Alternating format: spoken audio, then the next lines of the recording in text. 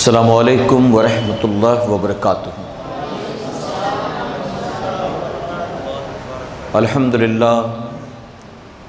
الحمدللہ رب العالمین والعاقبۃ للمتقین والصلاة والسلام علی سید الانبیاء والمرسلین اما بعد فاعوذ باللہ من الشیطان الرجیم بسم اللہ الرحمن الرحیم ان الدین عند اللہ الاسلام صدق اللہ مولانا العلی العظیم۔ پڑھیں الصلاۃ والسلام علیک یا رسول اللہ، الصلاۃ والسلام علیک یا حبیب اللہ، الصلاۃ والسلام علیک یا نبی اللہ، وعلی آلک واصحابک یا نور اللہ، صلی اللہ تعالی علیہ وسلم۔ رب کعبہ کی بارگاہ میں دعا ہے، مولا اپنے حبیب صاحب الاولاق صلی اللہ تعالی علیہ وسلم کے صدقہ فعل ہم تمام حاضرین اور سامعین کو تو دم واپسی تک حق کہنے، حق سننے اور اپنے حق والے بندوں کے دامن سے وابستہ رہنے کی توفیق نصیب فرما۔ ساتھ ہی بارگاہ رب العزت میں دعا ہے کہ مولا ہمارے ملک ہندوستان کو امن و شانتی کا گہوارہ بنا، اور اس ملک میں رہنے والے تمام مسلمانوں کو اپنے ملک سے محبت کرنے اور ملک کے تمام حقوق ادا کرنے کی توفیق نصیب فرما۔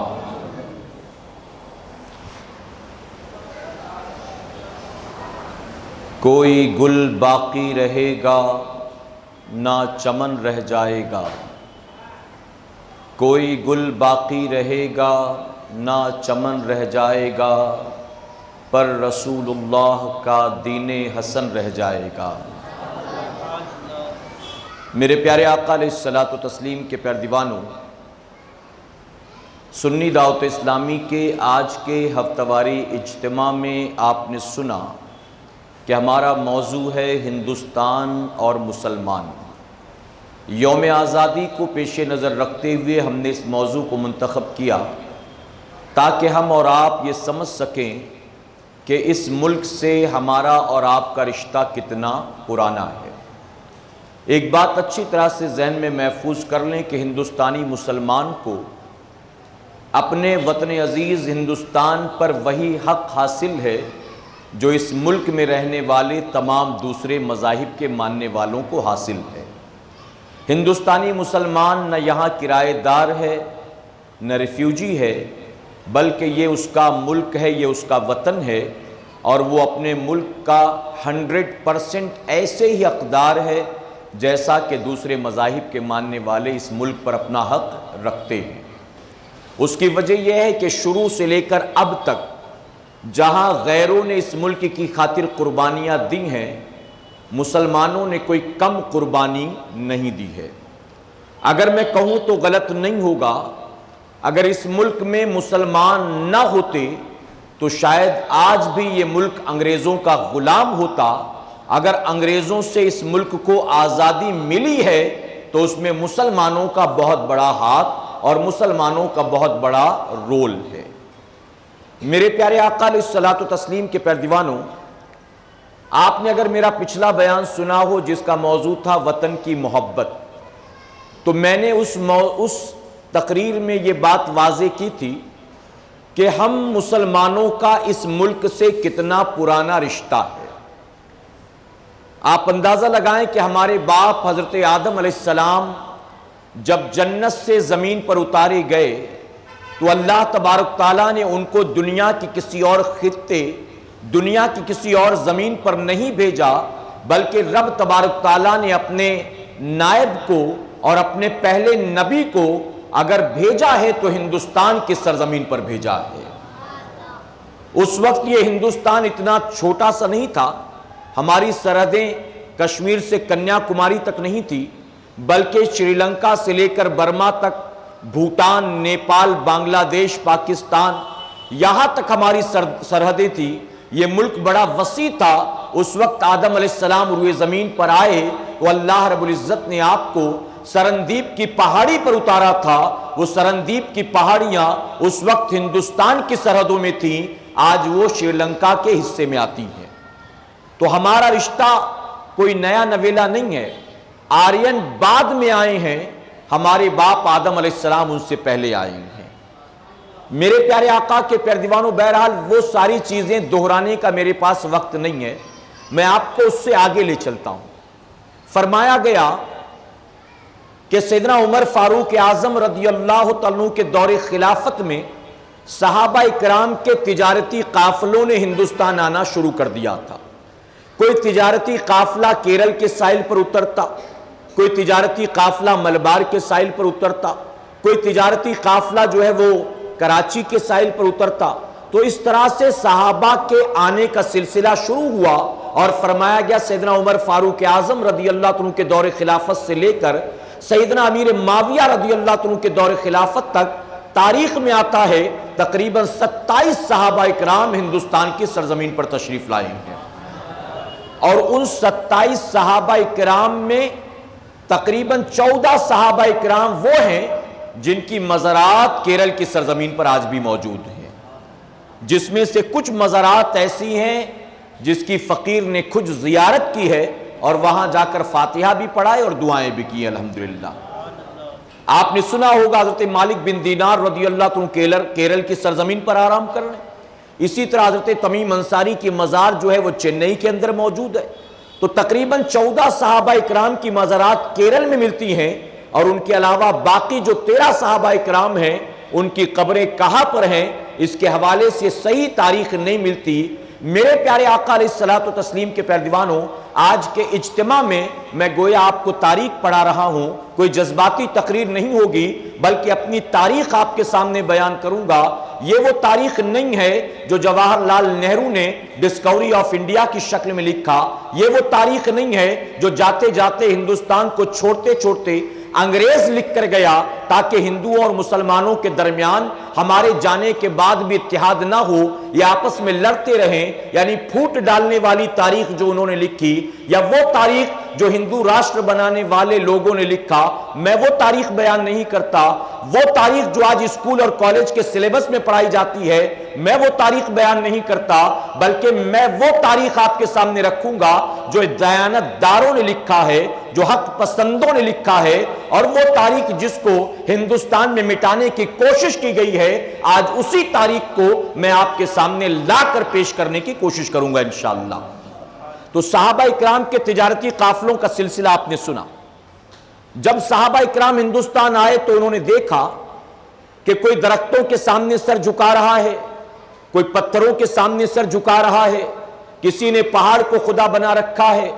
کوئی ہوا کی پوجا کرتا ہے، کوئی کھیت کھلیان کی پوجا کرتا ہے۔ یہاں تک کہ پوزیشن یہ تھی کہ لوگ جانوروں اور چرندوں پرندوں کی بھی پوجا کرتے تھے، گنگا کے پانی سے نہاتے تھے، گنگا کے پانی کو پیتے تھے، گنگا کے پانی میں کپڑے دھوتے تھے، گنگا کے پانی کو کھانے پینے کے استعمال میں لاتے تھے، اور گنگا ہی کو اپنا معبود سمجھ کر گنگا کی پوجا کرتے تھے۔ لیکن صحابہ اکرام کا تجارتی قافلہ جب گنگا کے ساحل پر اترا، انہوں نے گنگا کے پانی سے غسل کیا، گنگا کے پانی کو پیا، گنگا کے پانی سے وضو کیا، لیکن سجدہ گنگا کا نہیں کیا بلکہ گنگا کے پانی سے پاک و صاف ہو کر اللہ کا سجدہ کیا۔ شاعر مشرق ڈاکٹر اقبال پکار اٹھے، اے آبروئے گنگا وہ دن ہے یاد تجھ کو، اے آبروئے گنگا وہ دن ہے یاد تجھ کو، اترا تیرے کنارے جب کارواں ہمارا۔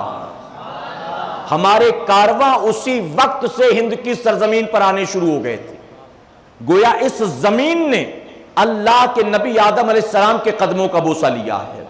اس زمین کو یہ شرف حاصل ہے کہ اس نے 27 صحابہ کے قدموں کا بوسہ لیا ہے۔ اسی لیے ہندوستان کا مسلمان ہندوستان میں رہتا ہے، ہندوستان میں جینے مرنے کی آرزو رکھتا ہے، اپنے ملک کا باغی وہ غدار نہیں ہے، اپنے ملک کا وفادار ہے۔ ارے وہ جو کرایہ دار ہوتے ہیں وہ مکان میں جیسے چاہتے ہیں رہتے ہیں کہ 11 مہینے کے بعد چھوڑ کر جانا ہے، ایگریمنٹ مکمل ہوگا تو چلے جانا ہے، لیکن ہند کے مسلمان کو جانا نہیں ہے۔ یہ اپنے ملک سے اتنا پیار کرتا ہے، اتنا پیار کرتا ہے، اتنا پیار کرتا ہے کہ جتنا دوسرے مذاہب کے ماننے والے بھی شاید اپنے ملک سے پیار نہیں کرتے ہوں گے۔ میرے پیارے آقا کے پیارے دیوانوں، ملک کی محبت یہ انبیاء کی سنت مبارکہ ہے۔ میں مثال کے طور پر حضور اکرم صلی اللہ علیہ وسلم کی ہجرت کی رات آپ کے سامنے بیان کروں۔ حضور اکرم صلی اللہ علیہ وسلم جب ہجرت کر کے مکہ معظمہ سے مدینہ منورہ جا رہے تھے، 13 سالہ مکی زندگی، اعلان نبوت کے بعد ظلم و ستم کی انتہا، اس کے بعد ہجرت کر کے اللہ کے حکم پر مدینہ منورہ جا رہے ہیں۔ لیکن میرے آقا صلی اللہ علیہ وسلم جب نکلے تو پلٹ پلٹ کر مکے کی گلیوں کو دیکھتے ہیں،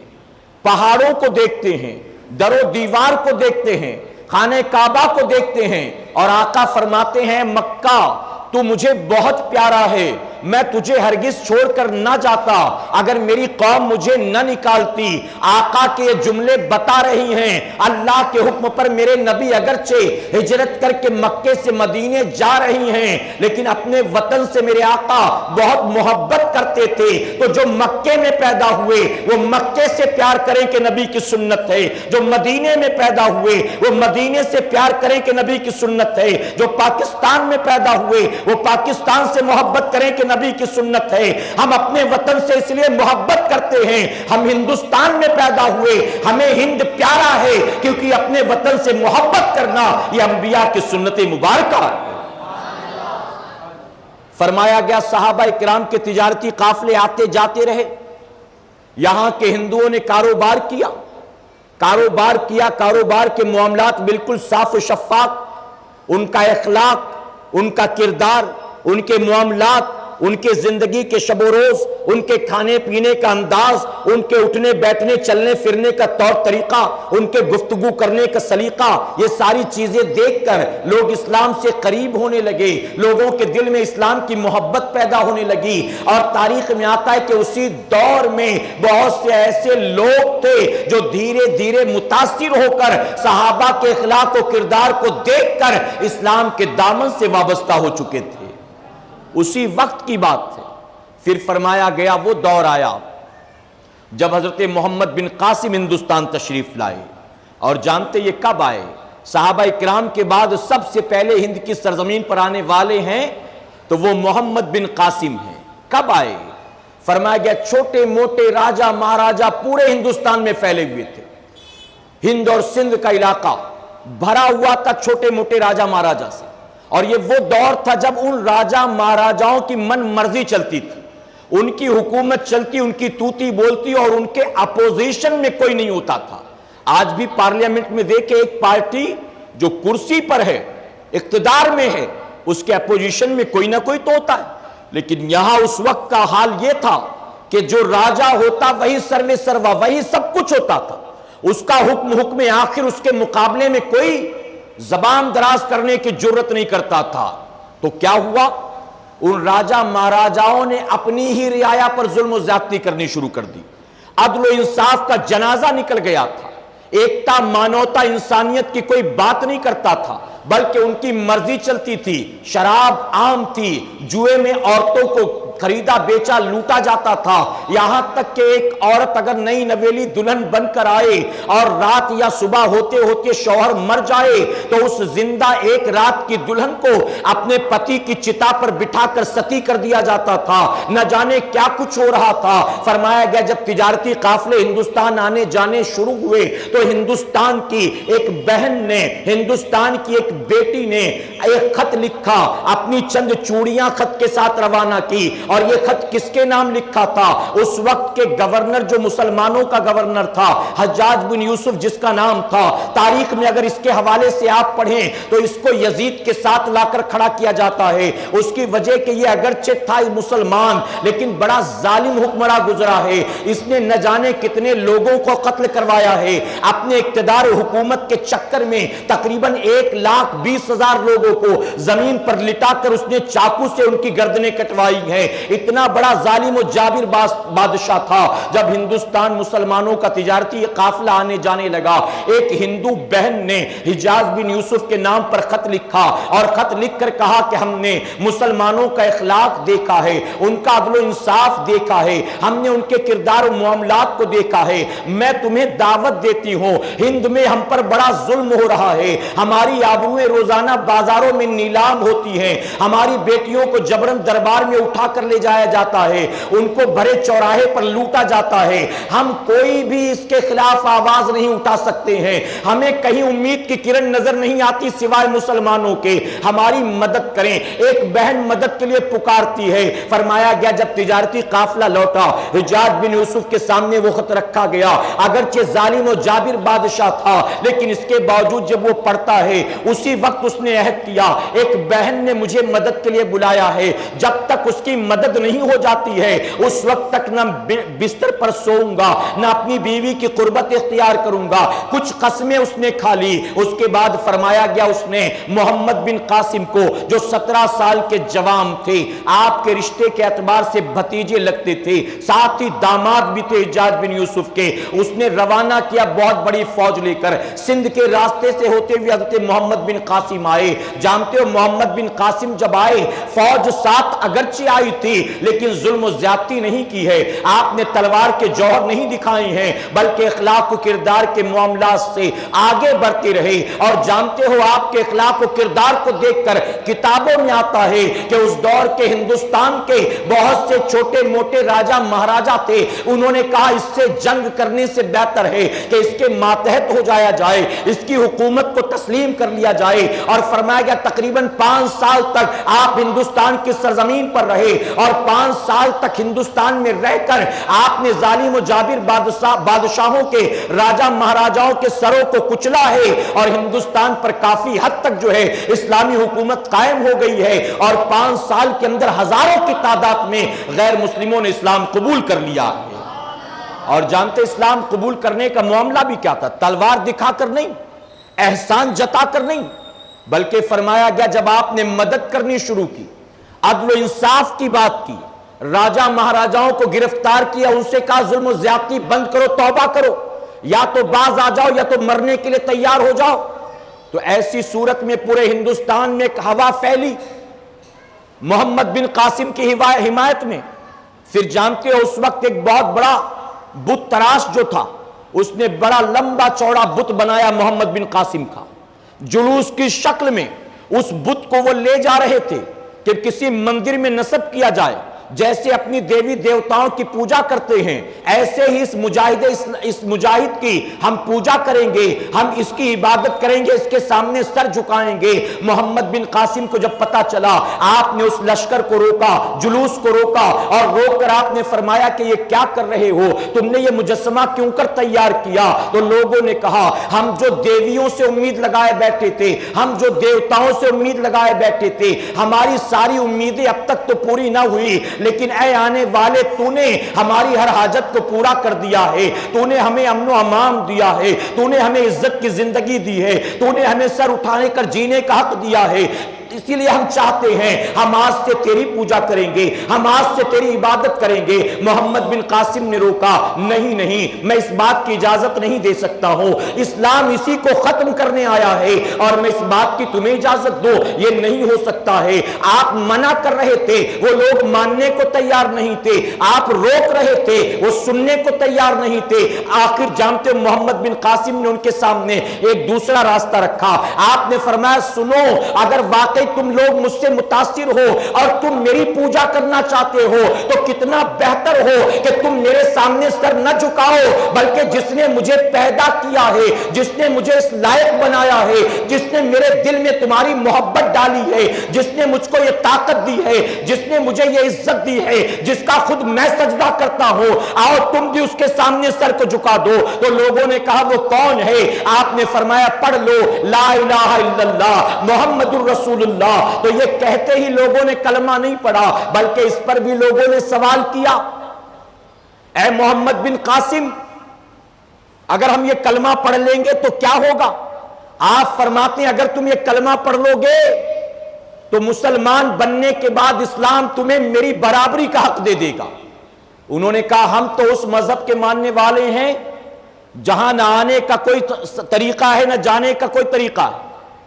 جو جس دھرم میں پیدا ہوا، جو جس برادری میں پیدا ہوا، جو جس گھر میں پیدا ہوا، وہ اسی میں جیے گا، اسی میں مرے گا۔ ہمارے یہاں آنے جانے کا تصور نہیں ہے۔ اس کی وجہ یہ ہے کہ ہم جو ہے چھوٹی ذات والے ہیں، ہم بڑی ذات والوں کے ساتھ بیٹھ کر کھا نہیں سکتے، ان کے برتن میں پانی پی نہیں سکتے، ان کی مندروں میں سر جا کر جھکا نہیں سکتے۔ یہاں تک کہ ظلم و زیادتی کا یہ حال تھا، اگر صبح سویرے کوئی برہمن نکلتا اپنے گھر سے کسی مندر کے راستے پر جانے کے لیے اور درمیان میں کسی دلت کا سامنا ہو جاتا، اگر کسی چھوٹی ذات والے کا سامنا ہو جاتا تو قصور اس برہمن کا نہیں ہوتا تھا، چھوٹی ذات والے کا قصور ہوتا تھا، اسے فوراً گرفتار کر لیا جاتا، اسے کوڑے لگائے جاتے اور آئندہ اس وقت گھر سے نہ نکلنے کی تاکید کی جاتی تھی۔ محمد بن قاسم کے سامنے جب یہ سارا معاملہ بیان کیا کہ جو نیچی ذات میں پیدا ہوا وہ نیچا ہی رہ کر مرے گا، جو اونچی ذات میں پیدا ہوا وہ اونچا ہی رہ کر مرے گا،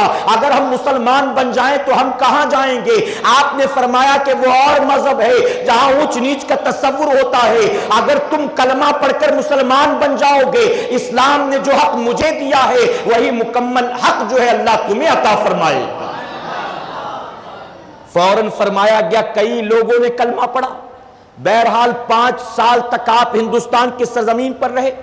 پھر جب حجاج بن یوسف کا تختہ پلٹا، اس کا بیٹا اس پر بیٹھا تو اس نے خط لکھ کر محمد بن قاسم کو واپس بلایا کہ تم واپس چلے آؤ۔ حکم آیا تو واپس چلے۔ جب واپس جا رہے تھے، تاریخ گواہ ہے کہ یہاں کی بہت سی غیر مسلم بہنیں، بیٹیاں، بچیاں، مائیں راستوں میں کھڑی تھی کہ کل تک تم یہاں تھے، ہم کھلی آب و ہوا میں سانس لے رہے تھے، ہم امن و امان کی زندگی گزار رہے تھے، اے مسلمانوں تم چلے جاؤ گے، ہماری عزتوں کا محافظ کون ہوگا؟ ہمیں سر اٹھا کر جینے کا حق کون دے گا؟ اے سرکار مدینہ کے پیروانوں، پتہ چلا مسلمان محمد بن قاسم کی شکل میں ہندوستان آیا تھا تو ظلم و زیادتی کرنے نہیں آیا تھا اور اپنی طرف سے نہیں آیا تھا، بلکہ یہاں کی بہنوں نے اپنی آبرو کی حفاظت کے لیے مسلمان کو بلایا تھا، اور وہ جانتی تھی کہ ہماری آبرو کی حفاظت ہمارا اپنا بھائی بھی نہیں کر سکتا ہے، ہمارا اپنا شوہر بھی نہیں کر سکتا ہے، ہماری آبرو بچا سکتا ہے تو اسلام کا ماننے والا بچا سکتا۔ جانتے محمد بن قاسم کا نام آپ نے سنا ہوگا، تاریخ میں بہت مشہور۔ ہندوستان آئے، عمر 17 سال تھی، اور جب شہید ہوئے تو آپ کی عمر 23 سال تھی۔ آپ ذرا سوچیں، اتنے مختصر وقت میں انہوں نے اسلام کا بہت خوبصورت نقشہ ہندوستان کی سرزمین پر پیش فرمایا ہے۔ اس کے بعد فرمایا گیا شہاب الدین غوری کا لشکر آیا، محمود غزنوی آئے، انہوں نے ہندوستان پر آ کر حملہ کیا، یعنی مسلمانوں کے آنے جانے کا سلسلہ یوں شروع ہو گیا۔ پھر شہاب الدین غوری، محمود غزنوی کے بعد لودھی کی حکومت رہی کافی سالوں تک۔ پھر بابر نے ہندوستان پر حملہ کیا، بابر آئے، لودھی کی حکومت کو پلٹا اور بابر ہندوستان کے حکمراں بنے۔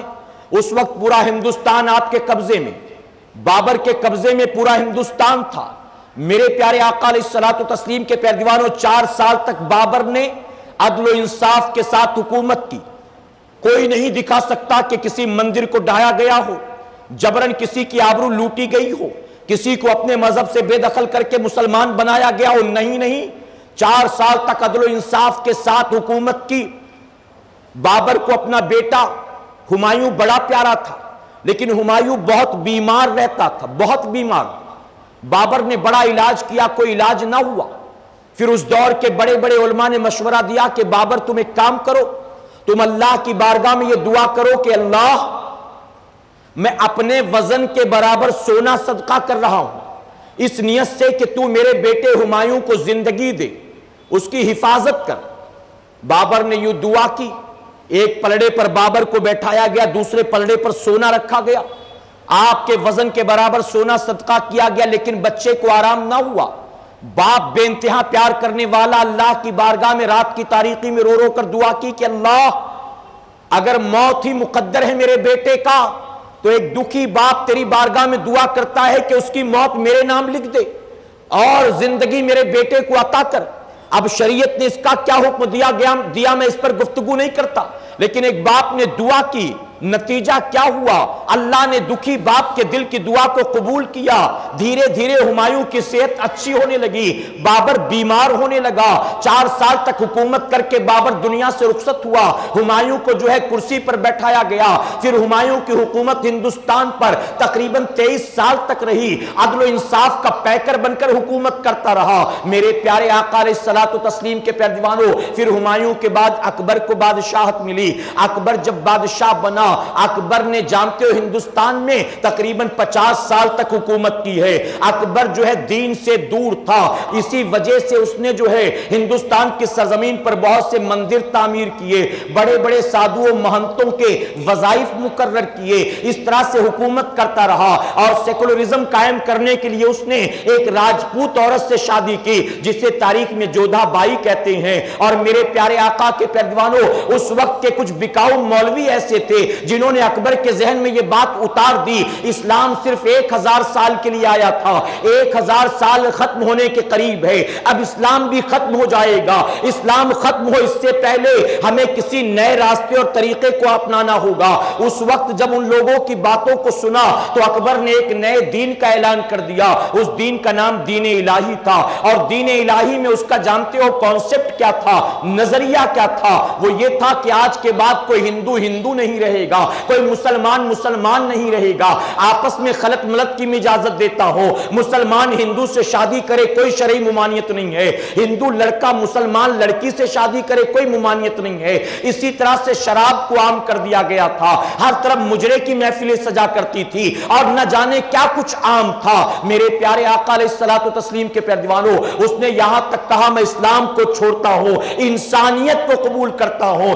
تم ہندوازم کو چھوڑو، انسانیت کے مذہب کو قبول کرو۔ ہمارے دین الہی کا فنڈا یہ ہے، ہمارے لیے کوئی مذہب معنی نہیں رکھتا، بلکہ سب سے بڑی چیز جو ہے وہ انسانیت کی ہے۔ اس طرح سے سیکولرزم کا ایک ماحول قائم کیا، 50 سال تک اس کی حکومت رہی۔ ہاں تاریخ نگاروں نے لکھا کہ بعد میں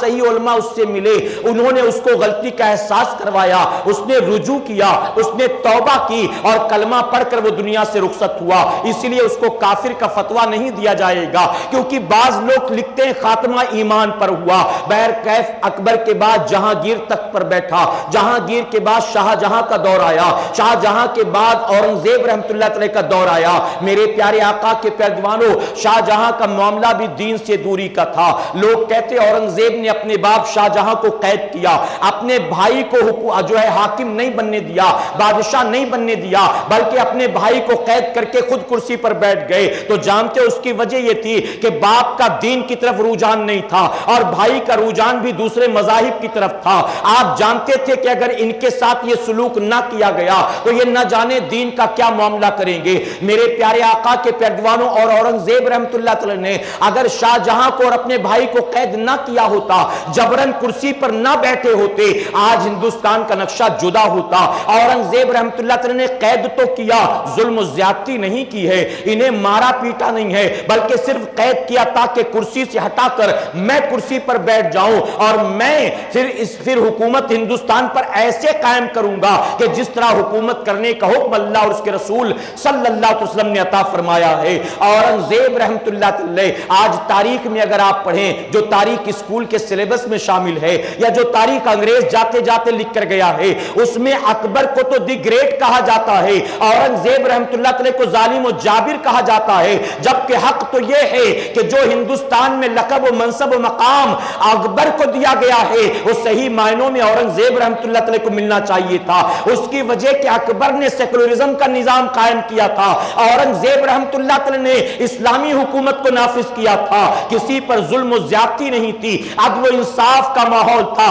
اگر کہوں تو غلط نہیں تھا۔ یہ وہ دور تھا جب بکری اور شیر ایک گھاٹ میں ساتھ ساتھ پانی پیا کرتے تھے، کسی بچی کی طرف کسی ظالم کو آنکھ اٹھانے کی اجازت نہیں تھی، کسی غریب کو کسی دولت مند کے دبانے کی اجازت نہیں تھی، کسی بیوہ یتیم پر ظلم و زیادتی کرنے کی کسی کو اجازت نہیں تھی۔ میرے پیارے آقا کے پیروکاروں، اورنگزیب رحمۃ اللہ علیہ حکمراں بنے، تقریباً 40 سال تک انہوں نے بھی ہندوستان پر حکومت کی ہے، بہرکیف وقت نہیں ورنہ ترتیب وار آگے لے چلتا۔ اب یہاں المختصر یہ بیان کرنا چاہوں گا، ختم کرتے کرتے یہ بتانا چاہوں گا، ہندوستان پر تقریباً 800 یا 1000 سال تک مسلمانوں کی حکومت قائم تھی، 800 یا 1000 سال تک، اور تاریخ اس بات پر گواہ ہے کہ اس 1000 سال میں ہندوستان کی سرزمین پر راجہ مہاراجاؤں کے جھگڑے ہوئے ہیں، بادشاہوں کے جھگڑے ہوئے ہیں، اقتدار و کرسی کے لیے سپہ سالاروں کے جھگڑے ہوئے ہیں، لیکن ہندوستان میں جب تک مسلمانوں کی حکومت تھی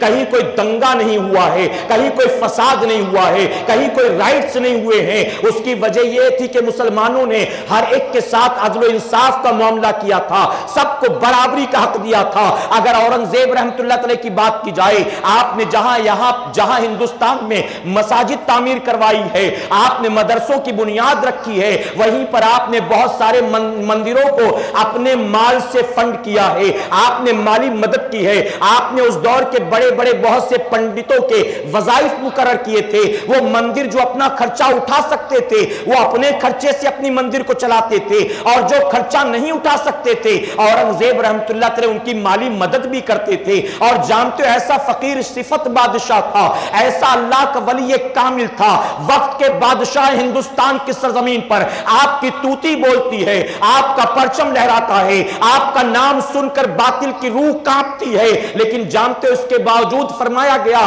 آپ مال و دولت جو خزانہ تھا ہندوستان کا اس سے ایک لقمہ بھی کبھی نہیں کھاتے تھے، بلکہ آپ حلال روزی کھانے کے لیے اپنے ہاتھوں سے ٹوپی بنایا کرتے تھے، اسے بازار میں بیچتے تھے، اپنے ہاتھوں سے قرآن شریف لکھا کرتے تھے، اس کا جو ہدیہ آتا تھا اس سے اپنے کھانے کا انتظام کرتے تھے۔ میرے پیارے آقا کے پیارے دیوانوں ذرا بتاؤ، آج کوئی کسی بڑی پوسٹ پر پہنچتا ہے تو گورنمنٹ کے خزانوں کے منہ کھول دیے جاتے ہیں، پھر سوٹ سلانے میں لاکھوں خرچ ہوتا ہے، پھر دنیا کی سیر و تفریح میں کروڑوں خرچ ہوتا ہے، اربوں خربوں خرچ کر دے، ماتھے پر پریشانی کے آثار بھی نظر نہیں آتے، ان سے حساب کتاب لینے کی کوئی جرت نہیں کرتا، لیکن قربان اورنگزیب عالمگیر رحمت اللہ علیہ پر وقت کے بادشاہ ہیں، اس کے باوجود خزانے کا 1 روپیہ بھی اپنی ذات پر خرچ نہیں کرتے، بلکہ اپنے کھانے پینے کا انتظام بھی اپنی ہاتھ کی حلال روزی اور کمائی سے کیا کرتے ہیں۔ میرے پیارے آقا کے پیروانوں، اب آخر میں کہنا چاہوں گا، ہندوستان پر پرتگیز نے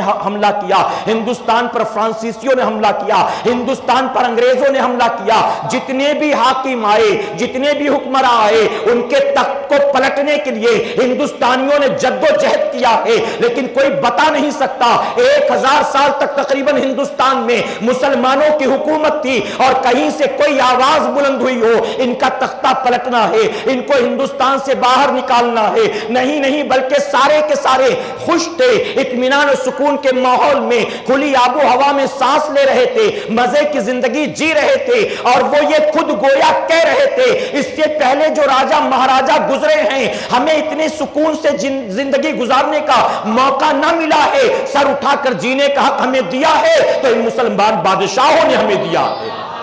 اس لیے ان کو کوئی بھگانا نہیں چاہتا تھا، ان کے خلاف کسی نے آواز بلند نہیں کی، بلکہ پورے ہندوستان والوں نے تسلیم کیا۔ اور جانتے ہو مغل بادشاہوں نے کیا کیا؟ احسان فراموش نہیں تھے، بلکہ یہاں پر اگر 1000 سال تک حکومت کی تو ملک کو لوٹا کھسوٹا بانٹا نہیں ہے، بلکہ اس ملک کو انہوں نے سونے کی چڑیا بنا دیا ہے۔ جب انگریز قابض ہوا تو ہمارا ملک ہندوستان سونے کی چڑیا کہلاتا تھا، اور سونے کی چڑیا کو لوٹا ہے تو بعد میں آنے والے انگریزوں نے لوٹا ہے، بعد میں آنے والے انگریزوں نے۔ میرے پیارے آقا علیہ الصلوۃ والتسلیم کے پیارے دیوانوں، بس یہیں پر میں اپنی گفتگو کو مکمل کرتا ہوں۔ اللہ رب العزت اپنے محبوب پاک کے صدقے ہمیں آپ کو سب کو کہنے سننے سے زیادہ عمل کی توفیق عطا فرمائے۔ درمیان گفتگو مجھ سے جانے انجانے میں کسی طرح کی غلطی خامی رہ گئی، آپ سب کو گواہ بنا کر سچے دل سے توبہ کرتا ہوں۔ رب میری توبہ قبول فرمائے اور ہماری محفل کو قیامت میں ہمارے لیے، ہمارے والدین کے لیے بخشش اور نجات کا ذریعہ بنائے۔ وما علینا الا البلاغ۔ رسالت کے پروانوں ہر سنیچر کو بعد نماز عشاء سنی دعوت اسلامی کے عالمی مرکز اسماعیل حبیب مسجد میں سنی اجتماع ہوتا ہے، تو آپ حضرات پابندی کے ساتھ اس میں شرکت فرمائیں۔ سنی دعوت اسلامی کی ویب سائٹ sunnidawatisllami.net پر وزٹ کریں اور بہت ساری دینی معلومات حاصل کریں۔